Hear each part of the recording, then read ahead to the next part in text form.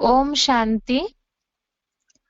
भगवत गीता श्लोक क्लास में रविवार को हुए प्रश्नों का जवाब समझते हैं। पहला प्रश्न है,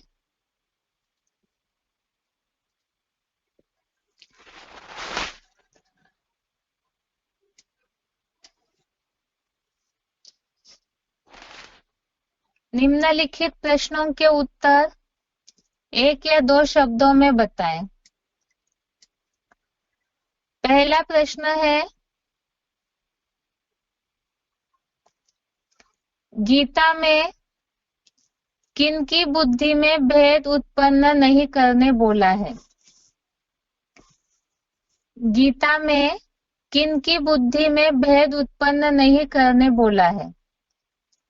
उत्तर है अज्ञानियों की। गीता में अज्ञानियों के बुद्धि में भेद उत्पन्न नहीं करना है, ऐसे बताया है। जो हमने श्लोक देखा था, तीसरे अध्याय का 26 नंबर श्लोक से लिया हुआ प्रश्न है।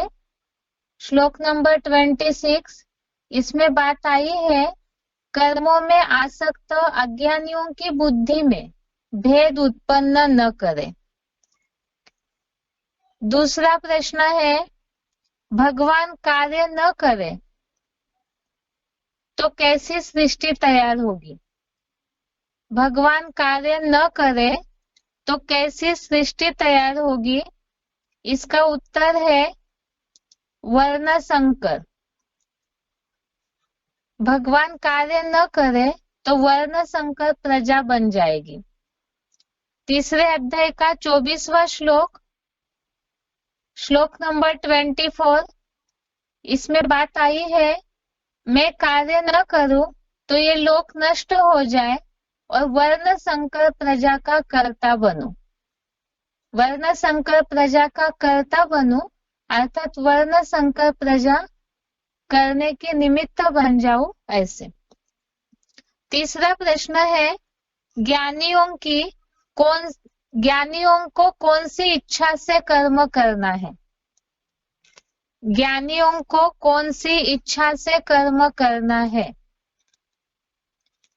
उत्तर है संसार संगठन की इच्छा से।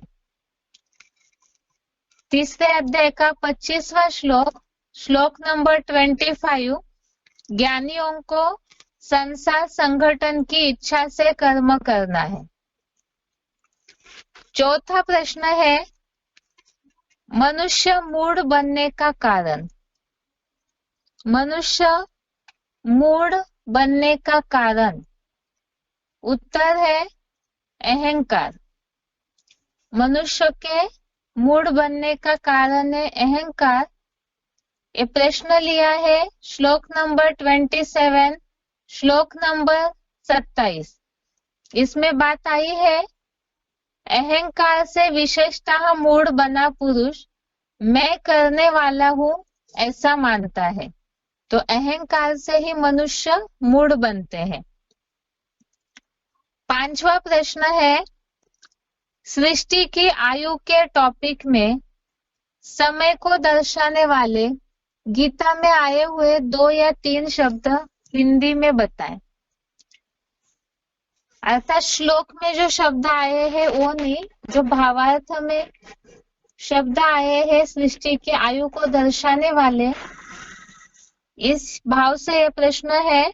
बेसिक कोर्स से रिलेटेड सृष्टि की आयु के टॉपिक में समय को दर्शाने वाले गीता में आए हुए 2 या 3 शब्द बताएं।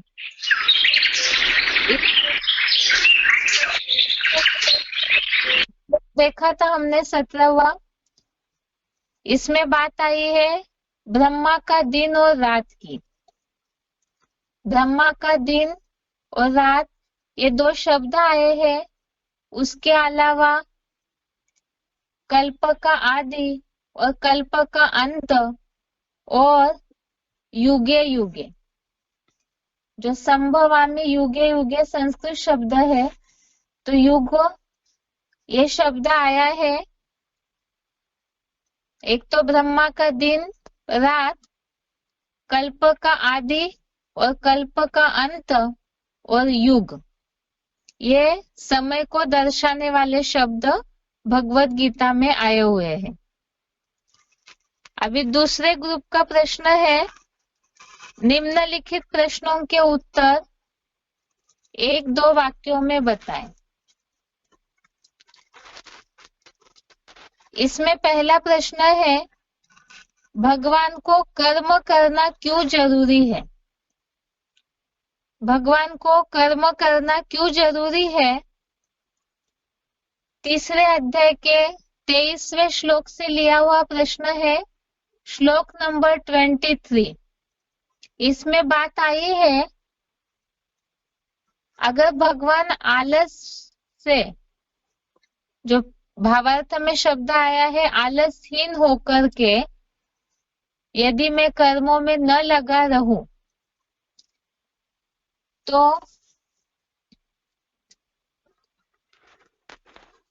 यदि कदाचित मैं कर्मों में आलस्यहीन होकर लगन पूर्वक न लगा रहूं तो संसारी लोग सब प्रकार से मेरा ही मार्ग पकड़ेंगे। यदि भगवान आलस से कर्म न करे तो संसार के लोग भगवान के ही कर्मों का अनुसरण करेंगे। इसीलिए ही भगवान कर्मों में लगे हुए रहते हैं। भगवान को कर्म करना इसलिए जरूरी है। अगला प्रश्न है, दूसरा प्रश्न है, ज्ञानी और अज्ञानियों के कर्म करने का खास अंतर बताएं। ज्ञानी और अज्ञानियों के कर्म करने का खास अंतर बताएं। उत्तर है इसका, ज्ञानियों को अनासक्त होकर के कर्म करना है और अज्ञानी कर्मों में आसक्त होकर के कर्म करते हैं।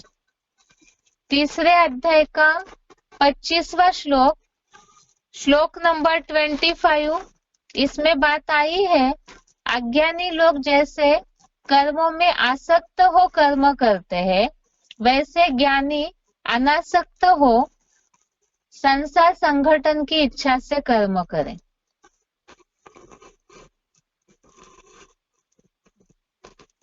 तीसरा प्रश्न है, अज्ञानियों की बुद्धि में किस प्रकार का भेद उत्पन्न नहीं करना है?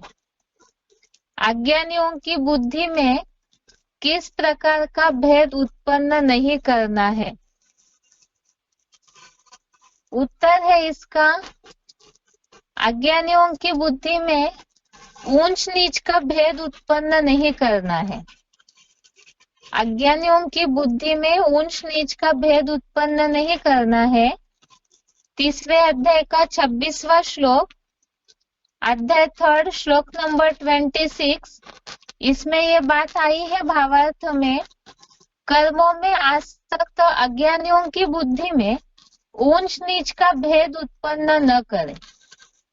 कर्मों में आसक्त अज्ञानियों की बुद्धि में ऊंच नीच का भेद उत्पन्न न करे, अपना अपना सहज कर्म करने दे। चौथा प्रश्न है, मनुष्यों को मैं ही करने वाला हूं ऐसे क्यों नहीं समझना चाहिए?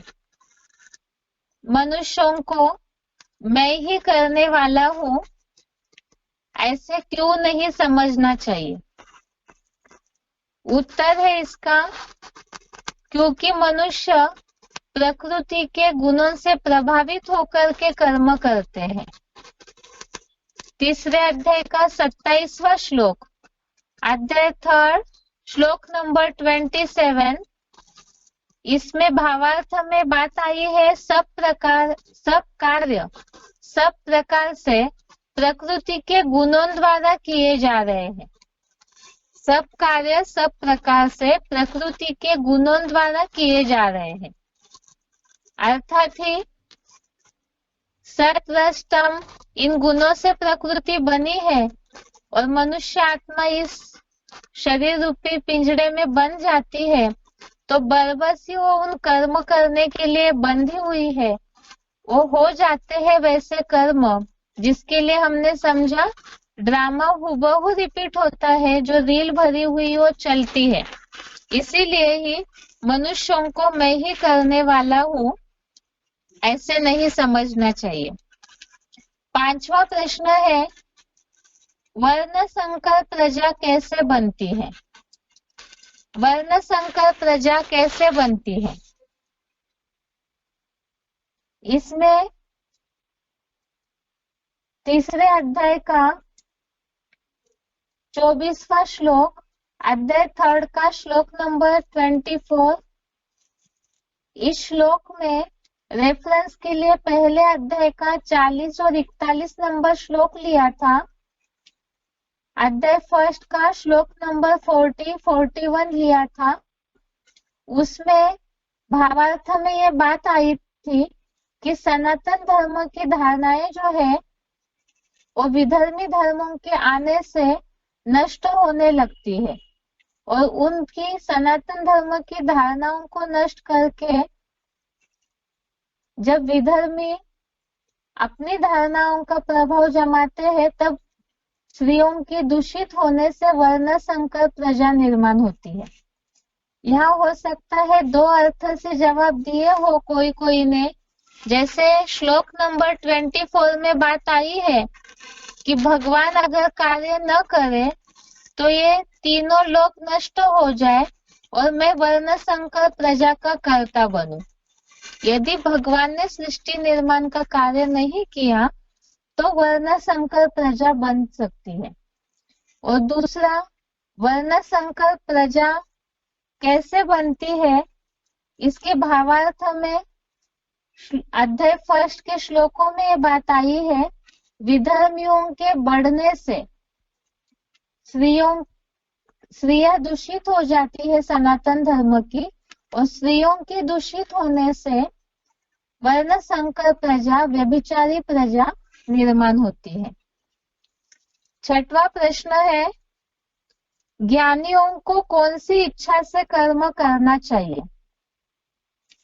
ज्ञानियों को कौन सी इच्छा से कर्म करना चाहिए? उत्तर है इसका, ज्ञानियों को संसार संगठन की इच्छा से अनासक्त हो कर्म करना चाहिए।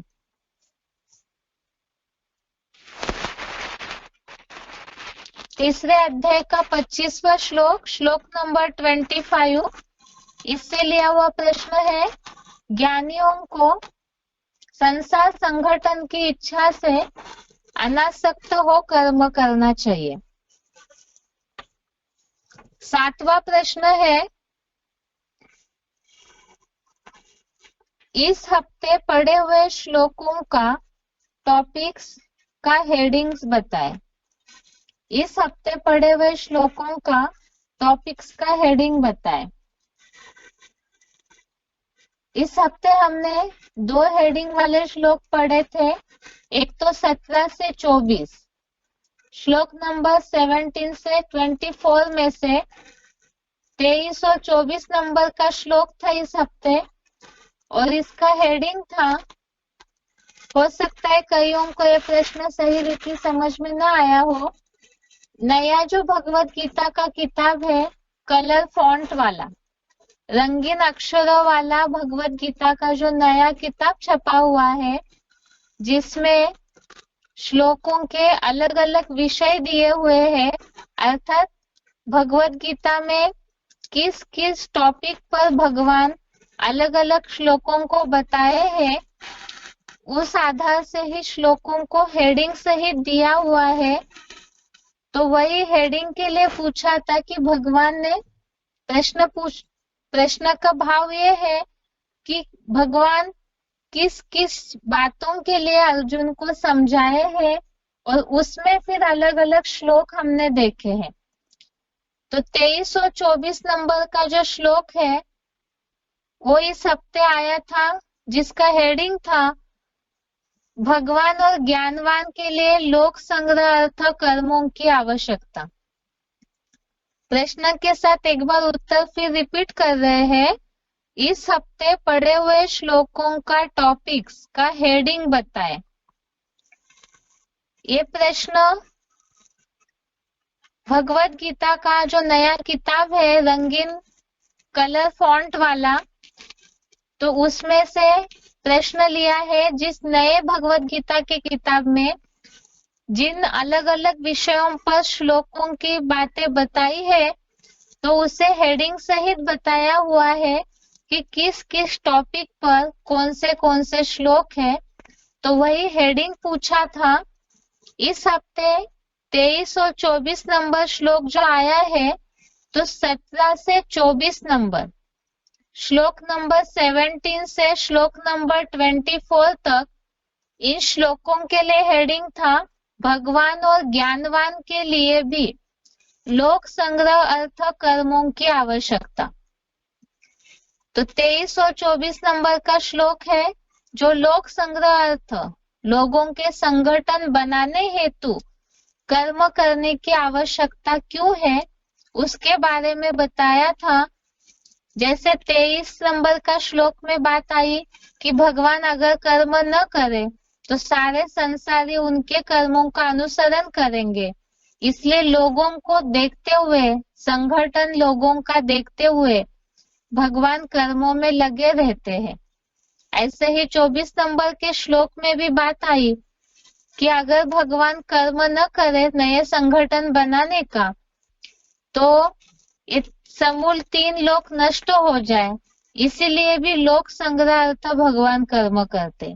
तो पहला हेडिंग था भगवान और ज्ञानवान के लिए लोक संग्रह अर्थ कर्मों की आवश्यकता, और दूसरा हेडिंग है जो 25 से लेकर 35 नंबर श्लोक तक, श्लोक नंबर 25 से श्लोक नंबर 35 के लिए हेडिंग दिया हुआ है अज्ञानी और ज्ञानवान के लक्षण तथा राग द्वेष रहित होकर कर्म करने के लिए प्रेरणा।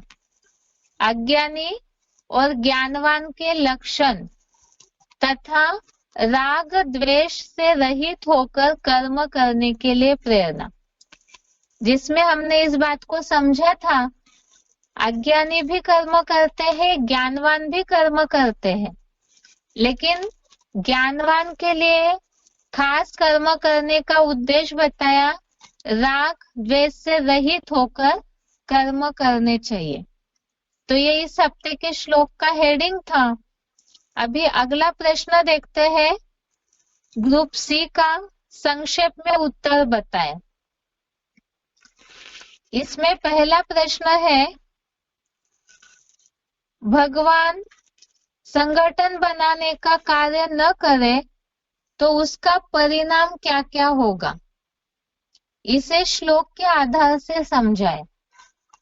भगवान संगठन बनाने का कार्य न करे तो उसका परिणाम क्या क्या होगा, श्लोक के आधार से समझाएं।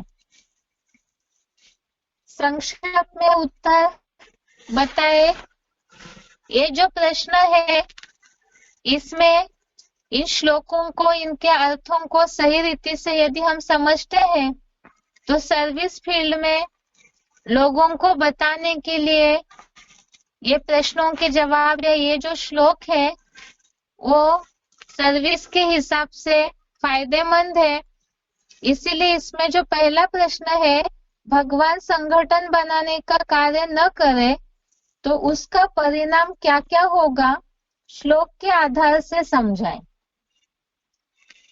पहली बात तो जैसे दुनिया में आज जिस तरह कलयुगी दुनिया में नास्तिकवाद बढ़ा हुआ है, तो कोई भी इस बात को विश्वास करने के लिए जल्दी तैयार नहीं होते हैं कि भगवान का कार्य इस सृष्टि पर चल सकता है, क्योंकि जो भी विदेशी धर्मों का, विदेशी परंपराओं का असर हुआ है भारतवासियों पर, तो इतना सहज सहज कोई भी भगवान के कार्य को मानने के लिए तैयार नहीं होते हैं।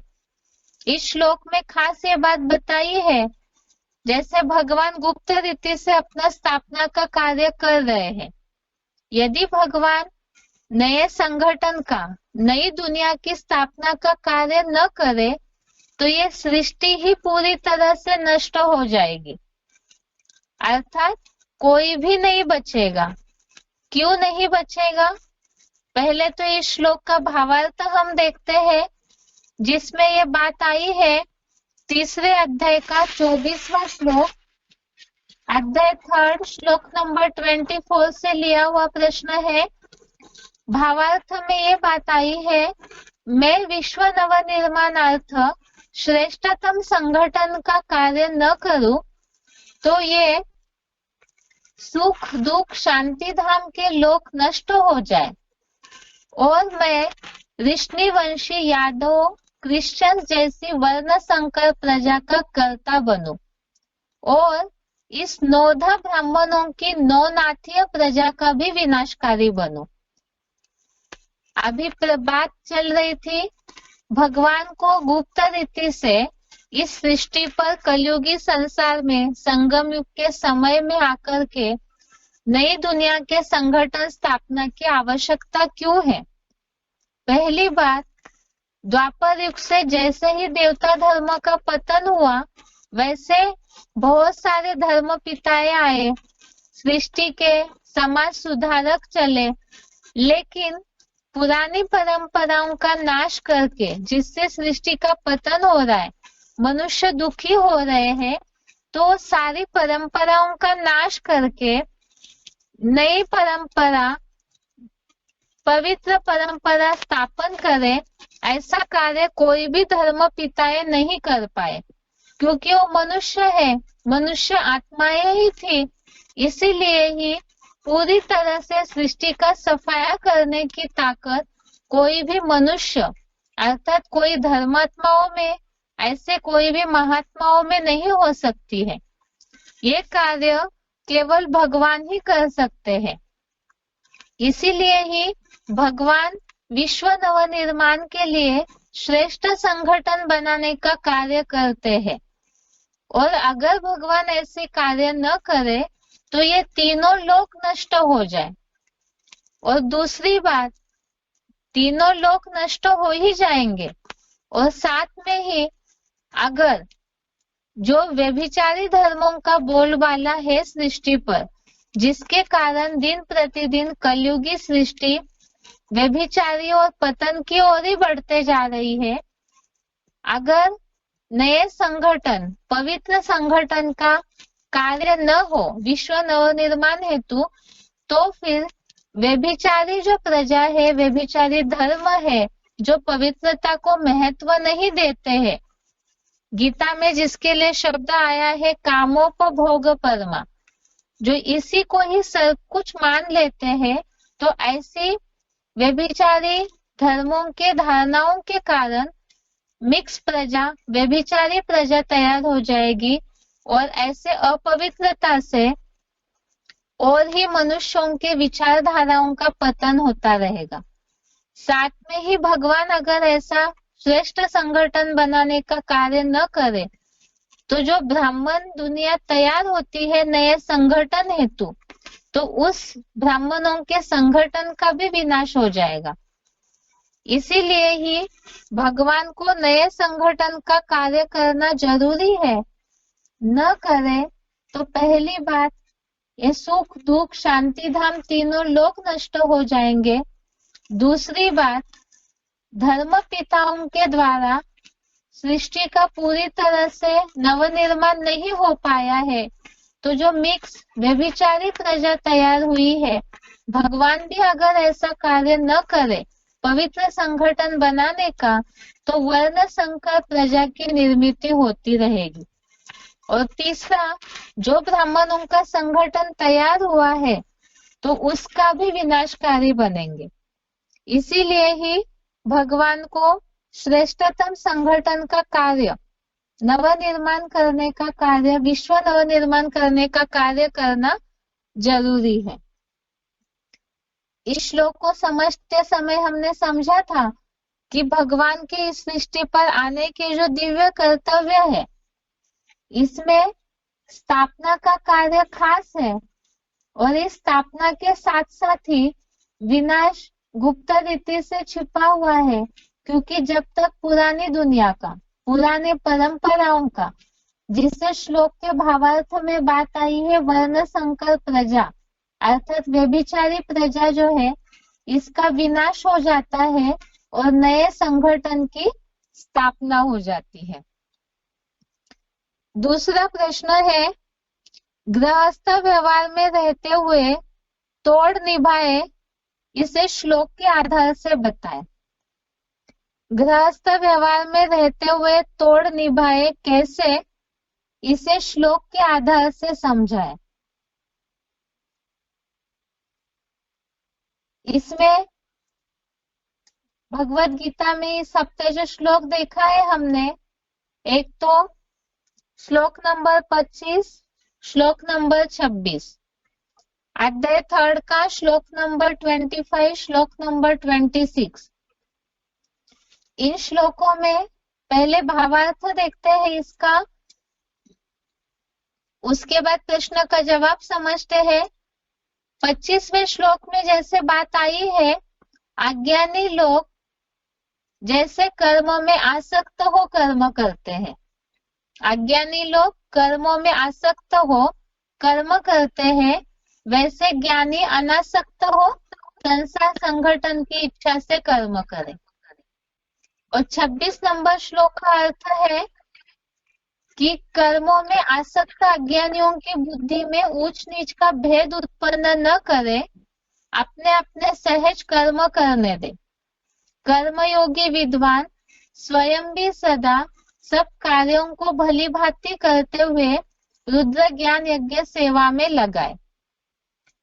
प्रश्न है, गृहस्थ व्यवहार में रहते हुए तोड़ निभाए कैसे। पहली बात तो भगवत गीता में इस बात को बताया है, अज्ञानियों की बुद्धि में तो इस बात का ज्ञान नहीं है कि देह भान छोड़ करके, या तो ये जो दुनिया है विनाशकारी है, देह भान में रह करके आसक्त होकर कर्म करने से नुकसान होता है, ये बात ही अज्ञानियों के बुद्धि में नहीं होती है, क्योंकि उनका वो नेचुरल स्वभाव है, जिन्हें पहचान नहीं है भगवान के कार्य की, तो इसी देह भान की दुनिया के संग के रंग में आकर के आसक्त हो लगाव पूर्वक देह भान से प्रभावित होकर के ही कर्म करते हैं। इसीलिए ही भगवत गीता में इस बात को बताया है कि ऐसे जो कर्मों में आसक्त हुए अज्ञानी है, उनके बुद्धि में ऊंच नीच का भेद उत्पन्न न करे, उनको उनके सहज कर्म करने दे। अब जब उनको उनके सहज कर्म करने देने के लिए बोला हुआ है, तो फिर जो कर्म योगी है अर्थात जो ज्ञान में चलने वाले हैं, ज्ञानी तो आत्मा है, तो उन्हें ऐसे समय में क्या व्यवहार करना चाहिए। गृहस्थ व्यवहार में तोड़ निभाए कैसे, इसका मतलब ही है कि अज्ञानियों के जिनके संबंध संपर्क में हम आते हैं, या तो जो परिवारजन ज्ञान में चलने के लिए तैयार नहीं है, ऐसे समय में उनके साथ तोड़ निभाना अर्थात ही युक्त व्यवहार करना। वो कैसे, सबसे पहले तो भगवत गीता में बताया है कि ज्ञानियों को अनासक्त हो संसार संगठन अर्थात भगवान जैसे विश्व नवनिर्माण के कार्य में लगे हुए हैं, इसी तरह से ज्ञानियों को भी डिटैच होकर, अनासक्त का ही दूसरा शब्द मुरलियों में आता है, भगवत गीता में भी आया हुआ है। एक तो नष्ट मोह, अनासक्त होना अर्थात ही लगाव न रहे, अर्थात ही नष्ट मोह। और इसी के लिए ही मुरलियों में अव्यक्तवाणियों में शब्द आते हैं, जैसे न्यारा प्यारा रहना या ट्रस्टी समझना अपने आप को। तो गृहस्थ व्यवहार में तोड़ निभाते हुए, तोड़ निभाना अर्थात ही अपने को ट्रस्टी समझना है। इन श्लोकों को समझते हुए हमने मुरली अव्यक्तवाणियों के पॉइंट समझे थे, जैसे कि घर को सेवा स्थान समझे कि अंतिम जन्म में सेवा स्थान बन करके हमें ये परिवारजन मिले हुए हैं संभालने के लिए, तो ऐसे समझ करके अगर सेवा स्थान समझ करके करेंगे तो न्यारे रहेंगे। दूसरी बात थी, जो ज्ञानी तो आत्माएं हैं, अज्ञानियों के साथ रहते हैं, तो अज्ञानी जैसे बहुत सारे कर्मों में आसक्त हो, लौकिक दुनिया जैसे रहते हैं, तो उस समय भी उनके साथ युक्त युक्त व्यवहार होना चाहिए। जैसे अव्यक्त वाणियों में बात आई थी कि जो ज्ञानी तो आत्माएं हैं, उनके ऊपर संस्कार, संबंध या पदार्थ वार नहीं कर सकता है। अर्थात जो ज्ञानवान होंगे तो उनके ऊपर देह, देह के पदार्थ, देह के संबंधी या कोई भी प्रकार का देहभान का संस्कार वार नहीं कर सकता है। तो हमेशा नॉलेजफुल की स्टेज में रहेंगे तो अपने आप ही समय समय पे ज्ञान के पॉइंट्स बुद्धि में आते रहेंगे।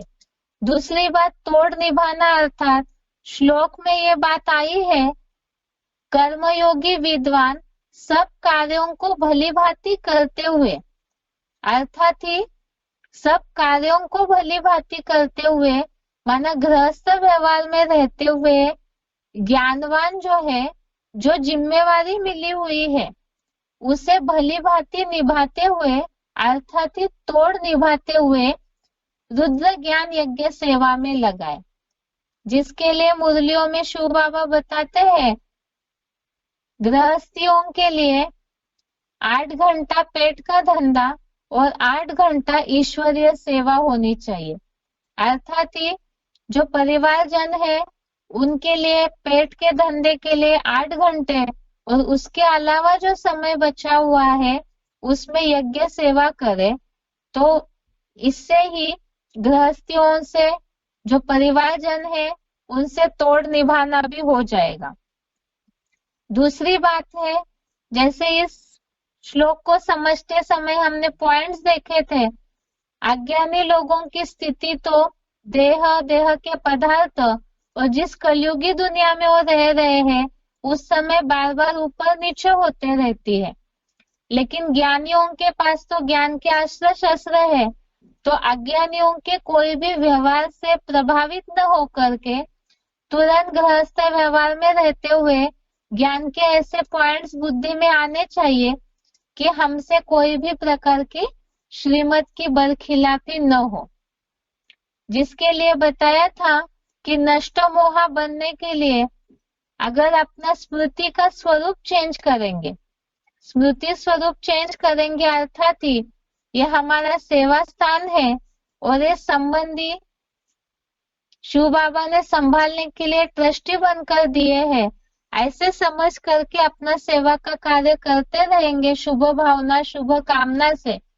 क्योंकि इन श्लोकों का हेडिंग ही है राग और द्वेष से रहित होकर, तो इसीलिए ही ना आसक्ति में आना है, माना न अटैचमेंट में आना है, ना ही परिवार वालों से ज्ञान में नहीं चलते इसलिए घृणा भी नहीं करनी है।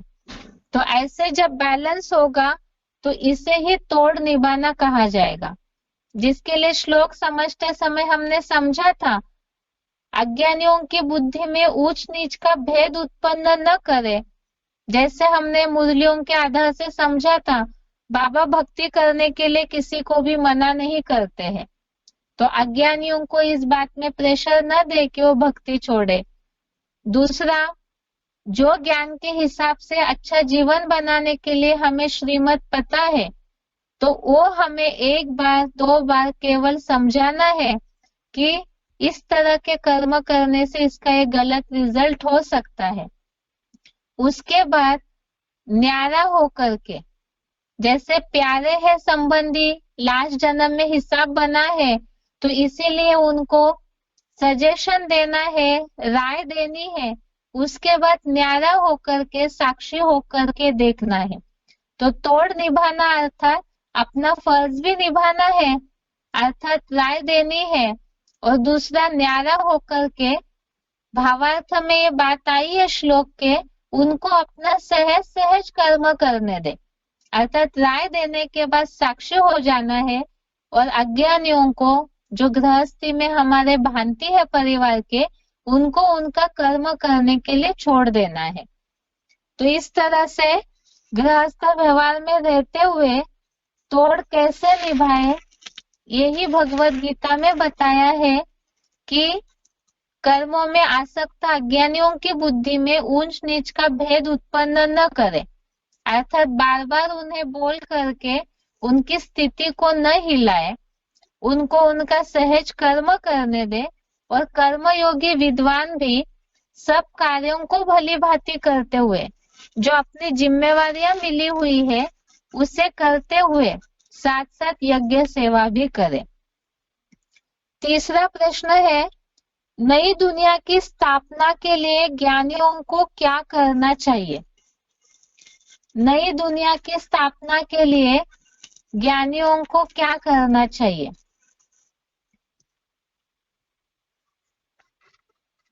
ये है तीसरे अध्याय का 25वां श्लोक, श्लोक नंबर 25, जिसमें ये बात आई है ज्ञानी अनासक्त हो संसार संगठन की इच्छा से कर्म करे। तो ज्ञानियों को नई दुनिया स्थापना के लिए ज्ञानियों के कर्म कैसे होने चाहिए, अर्थात ज्ञानियों का फर्ज क्या है? सबसे पहली बात तो अनासक्त भाव। ज्ञानी अनासक्त हो, अर्थात ही अनासक्त माना ही श्लोक में हेडिंग आया है राग द्वेष से रहित। जैसे हमने इस बात को श्लोक समझते समय समझा था, राग अर्थात आसक्ति, अटैचमेंट, लगाव, और द्वेष अर्थात घृणा। तो राग और द्वेष ये दोनों भी आसक्ति में ही आते हैं, क्योंकि जिन्हें हम पसंद नहीं करते हैं उनके प्रति द्वेष घृणा भाव आता है, तो कहीं ना कहीं बुद्धि में उनके प्रति संकल्प चलते हैं, तो वो भी रॉयल रूप की आसक्ति ही हो गई। इसीलिए सबसे पहली बात नया संगठन, नई दुनिया स्थापना के लिए है कि ज्ञानी अनासक्त हो कर्म करे, और दूसरा संसार संगठन की इच्छा से कर्म करे, अर्थात नई दुनिया स्थापन करना है, केवल इसी भाव से कर्म करे।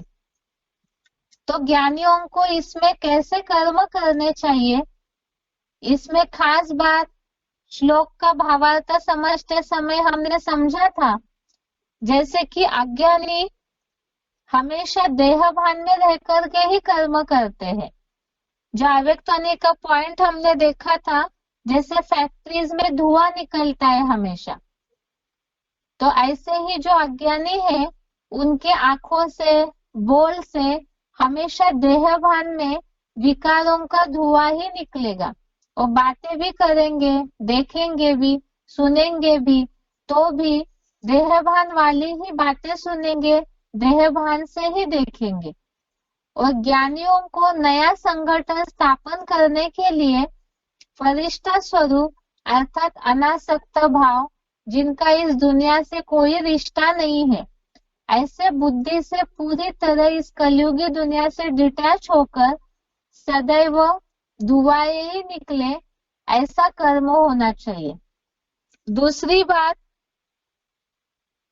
इस श्लोक से संबंधित हमने सिलेक्टेड पॉइंट देखे थे, जिसमें शिव बाबा ने ये बात बताई है, नई दुनिया स्थापना के लिए ज्ञानियों को क्या करना चाहिए, संगठन बनेगा कैसे। बोला है जहाँ प्यूरिटी है वहाँ यूनिटी है, अर्थात पवित्रता है वहाँ नई दुनिया का संगठन है। प्यूरिटी कम तो संगठन भी कम, इसीलिए ही अनासक्त भाव अर्थात ही पवित्रता, एक शिव बाबा दूसरा न कोई, ऐसी अवस्था हो पुरुषार्थी जीवन में, तो जितना नंबरवार ऐसी स्थिति को अपनाते जाएंगे तो उतना ही नई दुनिया की स्थापना में मदद करते जाएंगे। दूसरी बात, संगठन बनाने के लिए बेहद का वैराग्य होना चाहिए। बेहद का वैराग्य जितना होगा, अर्थात ये दुनिया विनाश होने वाली है, इसीलिए नई दुनिया की स्थापना के लिए हमें मददगार बनना है, तो ऐसे जितना प्रैक्टिस करेंगे, बेहद का वैराग्य भाव, पवित्रता, अनासक्त भाव, तो उतना ही नई दुनिया की स्थापना में मददगार बनते जाएंगे। तो ये नई दुनिया की स्थापना के लिए ज्ञानियों को क्या करना चाहिए? पहली बात, पवित्रता से यूनिटी आती है। दूसरी बात, पवित्रता अर्थात ही बेहद का वैराग्य, अनासक्त भाव। तीसरी बात, ज्ञानियों के कर्मों में सदा फरिश्तेपन से दुआएं ही निकले। जितना ही फरिश्ता स्वरूप और दुआओं का भाव होगा, उतना ही संगठन स्थापना के कार्य में मददगार बनते जाएंगे। ये हो गया ज्ञानियों के स्थापना के कर्तव्य। अभी अगला प्रश्न है, गीता में आए ब्रह्मा का दिन और रात श्लोकों के आधार से कौन सा रात सिद्ध होता है? गीता में आए हुए ब्रह्मा का दिन और रात, इन श्लोकों के आधार से कौन सा रात सिद्ध होता है? जिसमें हमने देखा था ब्रह्मा का दिन और रात के लिए जो श्लोक हमने देखा, सृष्टि की आयु का टॉपिक चल रहा था। तो सृष्टि की आयु कितनी है, कितने वर्ष का एक काल चक्र होता है, वो हमें समझना है। और उसी से संबंधित ब्रह्मा का दिन और रात के लिए जो गीता में उल्लेख आया है, तो इसे हम समझ रहे थे। 8वें अध्याय का जो 17वां श्लोक है, अध्याय 8 श्लोक नंबर 17, इसमें शब्द आया है सहस्र युग और अहर्यत। सहस्र अर्थात हजार, युग अहर्यत अर्थात ब्रह्मा का दिन, और रात्रि युग सहस्रांतम अर्थात रात्रि ये भी सहस्र की है। इस भाव से सृष्टि की आयु तो सिद्ध नहीं होती है, लेकिन इससे रिलेटेड ही, जैसे ब्रह्मा का दिन और ब्रह्मा की रात ये समय को दर्शाने वाले शब्द है, इससे इतना तो सिद्ध हुआ कि सृष्टि चक्र में संबंध है ब्रह्मा के दिन और रात का। उसमें दूसरी बात ये आई थी कि जैसे ब्रह्मा का दिन शुरू हुआ और रात खत्म होती है, सृष्टि का एक काल चक्र, जैसे दिन का उदाहरण हमने लिया था, दिन शुरू हुआ और रात पूरी हुई तो 24 घंटे का एक दिन होता है।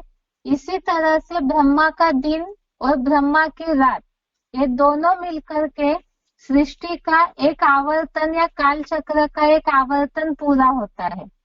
वो कैसे? तो इसके लिए ही, समझने के लिए ही 8वें अध्याय का 18वां श्लोक, अध्याय 8 श्लोक नंबर 18, इसमें ये बात आई है कि ब्रह्मा का दिन आने पर अव्यक्त धाम से सभी प्राणी इस सृष्टि में आते हैं और रात्रि ब्रह्मा की अज्ञान अंधकार की रात्रि के अंत में अव्यक्त धाम में लीन हो जाते हैं। दिन की शुरुआत हुई अर्थात सृष्टि शुरू हुई और रात्रि अंत में अव्यक्त धाम में प्राणी लीन हो जाते हैं। जो हमने 3 लोक का चित्र शुरुआत में देखा, समझना शुरू किया, तो जिज्ञासुओं को हमने इस बात को समझाया था कि परम धाम से आत्माएं इस सृष्टि पर आना शुरू होता है, तब सृष्टि शुरू होती है। और जब वापिस से सृष्टि के अंत में सारी आत्माएं फिर परम धाम अपने घर में ही वापिस जाती है। ये जो हमने बात समझाई है जिज्ञासुओं को, इसी आधार से यहाँ ये जो श्लोक आया है, ब्रह्मा का दिन आने पर प्राणी इस सृष्टि में आते हैं और रात्रि के अंत में अव्यक्त धाम में लीन हो जाते हैं। तो एक दिन शुरू हुआ और रात्रि अंत में, तो पूरा दिन और रात्रि का अंत ये मिल करके ही सृष्टि का एक चक्र अर्थात काल चक्र का एक आवर्तन का समय है। और इसी के लिए ही दूसरा एक जो 8वें अध्याय का 19वां श्लोक है, इसमें भी यह बात आई है कि प्राणी समुदाय बार बार जन्म लेकर सृष्टि के ब्रह्मा की रात्रि के प्रलय अंत में अव्यक्त धाम में लीन हो जाते हैं और दिन आने पर प्रकट हो जाते हैं। तो इन दोनों बातों से ही ये सृष्टि के नाटक का समय है ब्रह्मा का दिन और रात, ये बात सिद्ध हो जाती है। प्रश्न ये था कि गीता में आए हुए ब्रह्मा का दिन और रात, इन श्लोकों के आधार से कौन सा रात सिद्ध होता है। तो 8वें अध्याय का 17, 18 और 19 इन श्लोकों में जो दिन की बात आई है, यहाँ युग शब्द आया हुआ तो है, लेकिन कौन सा युग है ये तो स्पष्ट नहीं है। लेकिन खास बात ब्रह्मा का दिन और रात, इससे ये बात सिद्ध हो जाती है कि जैसे दिन रात मिला करके एक दिन 24 घंटे का एक आवर्तन है, इसी तरह से ब्रह्मा का दिन आने पर आत्माएं इस सृष्टि पर आती है और रात्रि अंत में परमधाम वापिस जाती है। अर्थात दिन ब्रह्मा का और रात ये दोनों मिलकर के सृष्टि के आवर्तन का समय है, एक काल चक्र का समय है, ये बात सिद्ध हो जाती है। 5वां प्रश्न है, श्लोक के सिलेक्टेड पॉइंट के अनुसार किन किन परंपराओं का फाउंडेशन भगवान डालते हैं। ये जो श्लोक है 3रे अध्याय का 23वां श्लोक, इसमें बात आई है मम वर्तमानो वर्तन्ते मनुष्यः पार्थ सर्वशः। अर्थात भगवान ही इस सृष्टि पर आकर के सारी परंपराओं का फाउंडेशन डालते हैं। तो ये श्लोक नंबर 23 समझने के लिए ही हमने कुछ सिलेक्टेड पॉइंट्स देखे थे। उसी आधार से प्रश्न है कि श्लोक के सिलेक्टेड पॉइंट्स के अनुसार किन किन परंपराओं का फाउंडेशन भगवान डालते हैं। इसमें सबसे पहले हमने सिलेक्टेड पॉइंट में समझा था, जैसे कि प्रश्न पूछा था किसी ने, शिव अर्थात कल्याणकारी, तो सारी ही आत्माएं कल्याणकारी कैसे हो सकती है। तो यहाँ शिव बाबा ने ये बात बताई थी कि शिव कल्याणकारी है। इसी तरह से सतयुग त्रेता युग में भी सब नंबरवार कल्याणकारी पार्ट बजाते हैं, लेकिन द्वापर युग से संख्या रंग में आकर फिर अकल्याणकारी बनते हैं। तो इस भाव से सतयुगी स्वर्गीय सृष्टि में कल्याणकारी पने का शिव बाप के कर्मों का फाउंडेशन मनुष्य आत्माएं फॉलो करती है। दूसरी बात है सन्यासी, वानप्रस्थी और गृहस्थी, ये तीनों प्रकार का फाउंडेशन ही परमात्मा इस सृष्टि पर डालते हैं और उनके ही मार्ग का सभी मनुष्य अनुगमन करते हैं, अनुसरण करते हैं। तीसरी बात, गृहस्थियों के घर में कलयुग में जो संघर्ष चलता है, तो उस संघर्ष का कारण भी है कि परमात्मा संगम युग में जब आते हैं तो जगत पिता जगदम्बा के बीच में, ये तो बेहद की जो गृहस्थी है उस गृहस्थी के माता पिता है, तो उसमें भी जब तक माला संपन्न न हो तब तक जो स्वभाव संस्कारों की टकराहट का फाउंडेशन पड़ता है, तो उसी का फाउंडेशन नंबरवार जो गृहस्थी है, जब तक अवस्था संपन्न न बने तब तक वो संघर्ष का फाउंडेशन भी पड़ता है। तीसरी बात, जैसे दुनिया में आतंकवादी है वो गोली मार करके अंडरग्राउंड हो जाते हैं, तो इसी तरह से भगवान भी इस सृष्टि पर आकर गुप्त रीति से पार्ट बजाते हैं। उनकी तो ज्ञान की गोलियां है जो गुप्त रीति से स्वर्ग की स्थापना का फाउंडेशन डालते हैं। लेकिन भगवान का कार्य तो कल्याणकारी है और स्थापना के भाव से इस दुनिया में कार्य करते हैं, लेकिन उनके कर्मों को सभी एक भाव से नहीं पकड़ पाते हैं, तो कोई गलत रीति से उस भाव को लेकर के गलत कर्मों को करने लगते हैं और कोई तो भगवान के श्रेष्ठ कर्मों को समझकर, पहचान कर श्रेष्ठ कर्मों का ही अनुसरण करते हैं। तो कोई इस दुनिया में निगेटिव है, कोई पॉजिटिव है। दूसरी बात, जैसे दुनिया में राजाएं जो है वो अपने बड़े बच्चों को ही वर्षा देते हैं, इसका फाउंडेशन भी भगवान ही आकर इस सृष्टि पर डालते हैं। जो बड़ा बच्चा है उसे ही भगवान अपनी सारी ही ताकत अर्पण कर देते हैं, जो कि शिव समान बन जाता है। इस तरह से ये सारी ही परंपराओं का फाउंडेशन, एक तो बच्चों को राजाई का वर्षा देना, दूसरा गुप्त रीति से नई दुनिया की स्थापना का जो पार्ट बजाते हैं, तीसरा सन्यासी, वानप्रस्थी, गृहस्थी पने का फाउंडेशन भी भगवान के द्वारा ही आकर पड़ता है। इसे और समझने के लिए तीसरे अध्याय के 23वें श्लोक से रिलेटेड जो सिलेक्टेड पॉइंट्स है उसे दोबारा सुने। अगला प्रश्न है ग्रुप चौथा, हिंदी शब्द के संस्कृत शब्द बताएं। हिंदी शब्द के संस्कृत शब्द बताएं। पहला प्रश्न है नष्ट हो जाए।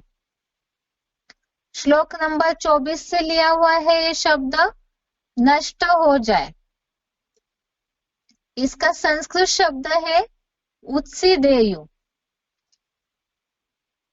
दूसरा है विनाशकारी। इसका संस्कृत शब्द है उपहन्याम। ये भी तीसरे अध्याय का 24वां श्लोक, श्लोक नंबर 24, शब्द है विनाशकारी, संस्कृत शब्द है उपहन्याम। तीसरा है भली भांति करते हुए। भली भांति करते हुए, इसका संस्कृत शब्द है समाचरण। तीसरे अध्याय का 26वां श्लोक, अध्याय 3, श्लोक नंबर 26, भली भांति करते हुए, संस्कृत शब्द है समाचरण। चौथा शब्द है आलस्यहीन। आलस्यहीन, इसका संस्कृत शब्द है अतंद्रितः। तीसरे अध्याय का 23वां श्लोक, श्लोक नंबर 23, संस्कृत शब्द है आलस्यहीन। हिंदी शब्द उसका संस्कृत है अतंद्रितः। पांचवा है मैं करने वाला हूं। मैं करने वाला हूं, तीसरे अध्याय का 27वां श्लोक, श्लोक नंबर 27, उत्तर है कर्ताहमिति। कर्ताहमिति अर्थात मैं करने वाला हूं। अगला प्रश्न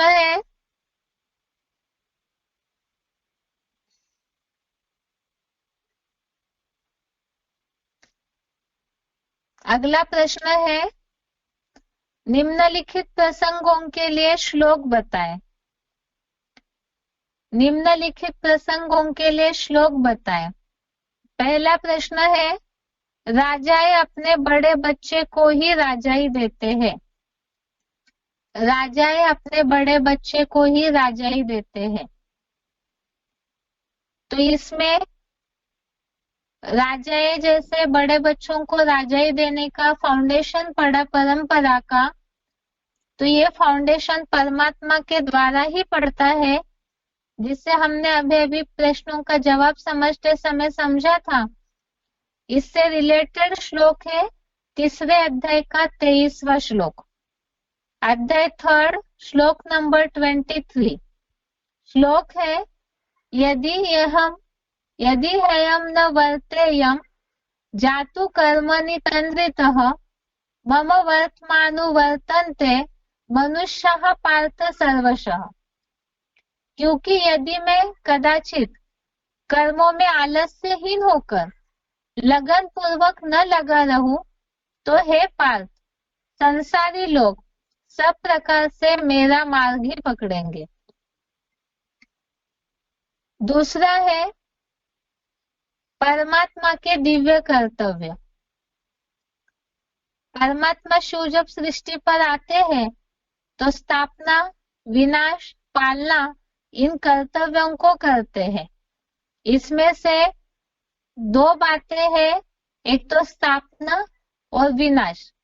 तो स्थापना में ही आसुरी सृष्टि का विनाश छिपा हुआ है, जिसमें हमने श्लोक समझा था कि भगवान श्रेष्ठतम संगठन का कार्य करते हैं स्थापना का, और यदि वो न करे तो विनाश हो जाएगा। तो ये तीसरे अध्याय का 24वां श्लोक, अध्याय 3 श्लोक नंबर 24 श्लोक है, उत्सीदेयु इमे लोका न कुर्याम कर्म चेतहम संकरस्य च कर्तास्याम उपहन्याम इमा प्रजा। मैं विश्व नवनिर्माणार्थ श्रेष्ठतम संगठन का कार्य न करूं तो ये सुख दुख शांति धाम के लोक नष्ट हो जाए, और मैं ऋषि वंशी यादव क्रिश्चियन जैसी वर्ण संकर प्रजा का कर्ता बनूं, और इस नौदा ब्राह्मणों की नौ नातीय प्रजा का भी विनाशकारी बनूं।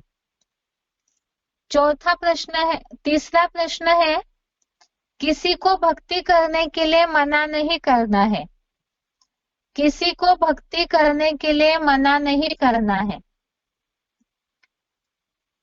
इसमें बात आई थी कि जो अज्ञानी है या भगत है, जिनके भक्ति के संस्कार पूरे नहीं हुए हैं, तो ऐसों के बुद्धि में ऊंच नीच का भेद उत्पन्न न करे, और जैसे अपना कर्म कर रहे हैं उन्हें करने दे, क्योंकि भक्ति जब तक पूरी नहीं हुई है तब तक ज्ञान बुद्धि में नहीं बैठेगा।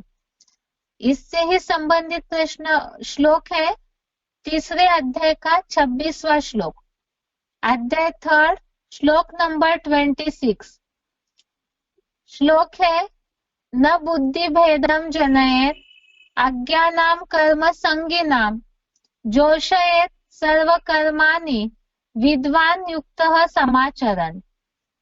मेरे द्वारा 4 वर्णों में विभक्त हुए कर्मों में आसक्त अज्ञानियों की बुद्धि में ऊंच नीच का भेद उत्पन्न न करे, अपना अपना सहज कर्म करने दे। कर्मयोगी विद्वान स्वयं भी सदा कोई भी वर्ण के सब कार्यों को भली भांति करते हुए रुद्र ज्ञान यज्ञ सेवा में लगाए। चौथा है, बनी बनाई बन रही। बनी बनाई बन रही, अब कुछ बननी ना है, अर्थात सब कुछ बना बनाया ही है और वही रिपीट होता है। इसे हमने ड्रामा के हिसाब से श्लोक समझा था, तीसरे अध्याय का 27वां श्लोक, अध्याय 3 श्लोक नंबर 27। प्रकृतेः क्रियमाणानि गुणेः कर्माणि सर्वशः अहंकार विमूढ़ात्मा कर्ताहमिति मन्यते। अर्थ है, सब कार्य सब प्रकार से प्रकृति के गुणों द्वारा किए जा रहे हैं, परंतु अहंकार से विशेषतः मूढ़ बना पुरुष मैं करने वाला हूं ऐसा मानता है। 5वां है, प्यूरिटी से यूनिटी आती है। प्यूरिटी से यूनिटी आती है। यह संगठन बनाने की बात तीसरे अध्याय का 25वां श्लोक, अध्याय 3 श्लोक नंबर 25 श्लोक है, सक्तः कर्मणि विद्वांसो यथा कुर्वन्ति भारत कुर्यात् विद्वान तथा सक्तः चिकीर्षु लोक संग्रहम्। हे विष्णुवत भरतवंशी, अज्ञानी लोग जैसे कर्म में आसक्त हो कर्म करते हैं, वैसे ही ज्ञानी अनासक्त हो संसार संगठन की इच्छा से कर्म करे। यहाँ बात आई है संसार संगठन की इच्छा से कर्म करे अनासक्त हो करके। तो अनासक्त अर्थात बेहद का वैरा, पवित्रता, और जितना ऐसे पवित्र अनासक्त होंगे उतना ही संसार का संगठन बनाने में, नई दुनिया स्थापना में मददगार बनेंगे। ये हो गया इस हफ्ते के परीक्षा पत्र 30 श्लोक टेस्ट के प्रश्नों के जवाब। इसके अलावा जो शनिवार को हमने श्लोक समझा था, श्लोक नंबर 27 प्रकृते क्रियमाणानि, उससे संबंधित सिलेक्टेड क्लिप है। कल के भगवत गीता क्लास में श्लोक नंबर 28 के साथ साथ ही श्लोक नंबर 27 के सिलेक्टेड पॉइंट्स भी देखेंगे। इसके साथ साथ आज का श्लोक क्लास पूरा करते हैं। ओम शांति।